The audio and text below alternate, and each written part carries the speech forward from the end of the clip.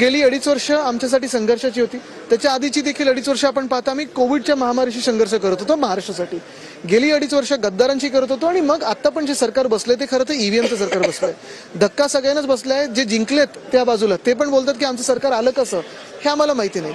अनेक अशी लोक आहेत जे निवडणुकीच्या आधी महानगरपालिकेच्या निवडणुकीच्या आधी मग फंडासाठी असेल, पैशांसाठी असेल, स्वार्थासाठी असेल, गद्दारी करण्यासाठी असतील, सोडून जातील.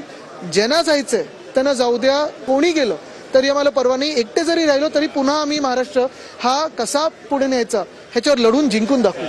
राजू पटेल सारख्या एक धडाडीच्या नगरसेविके 4 वेळा ती निवडून आली. खरं म्हणजे तिथल्या जनतेचा अपमान आहे. तिथल्या जनतेचा अपमान जे करतील, माझ्या लाडक्या बहिणींचा अपमान जे करतील ते खरं म्हणजे त्यांना त्यांची जागा या मुंबई महापालिकेच्या निवडणुकीमध्ये जनता दाखवून देईल.